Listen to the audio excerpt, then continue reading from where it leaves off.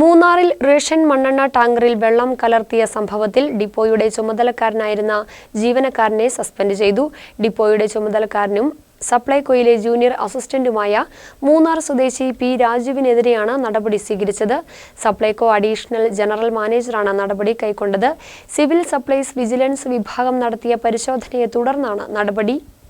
മൂന്നാറിൽ പ്രവർത്തിക്കുന്ന സപ്ലൈകോയുടെ മണ്ണെണ്ണ ഡിപ്പോയുടെ ടാങ്കറിൽ നിന്നുമാണ് മണ്ണെണ്ണ നഷ്ടപ്പെട്ടത്. അളവിലെ വ്യത്യാസം ഒഴിവാക്കാൻ മണ്ണെണ്ണയിൽ വെള്ളം കലർത്തി. ഡിപ്പോയിൽ നിന്നും റേഷൻ കടകൾ വഴി വിതരണം ചെയ്ത മണ്ണെണ്ണയിൽ വെള്ളത്തിന്റെ അംശം കണ്ടെത്തിയതോടെയാണ് തട്ടിപ്പ് പുറത്തുവന്നത്. റേഷൻ കടക്കാർ പരാതി നൽകിയതിനെ തുടർന്ന് നടന്ന പരിശോധനയിലാണ് ടാങ്കറിൽ വെള്ളം കണ്ടെത്തിയത്. ഈ സംഭവത്തിലാണ് ഡിപ്പോയുടെ ചുമതലക്കാരനായിരുന്ന ജീവനക്കാരനെ സസ്പെൻഡ് ചെയ്തത്. സപ്ലൈകോ അഡീഷണൽ ജനറൽ മാനേജറാണ് നടപടി സ്വീകരിച്ചത്. സപ്ലൈകോ വിജിലൻസ് വിഭാഗം നടത്തിയ പരിശോധനയെ തുടർന്നാണ് നടപടി. സംഭവം വിവാദമായതോടെ സപ്ലൈകോ കോട്ടയം മേഖല വിജിലൻസ് സ്ക്വാഡ് ഫ്ലൈയിംഗ് ഓഫീസറുടെ നേതൃത്വത്തിൽ ഡിപ്പോയിലെത്തി പരിശോധന നടത്തുകയും ജീവനക്കാർ, റേഷൻ കട ഉടമകൾ എന്നിവരിൽ നിന്നും സംഘം തെളിവെടുക്കുകയും ചെയ്തിരുന്നു.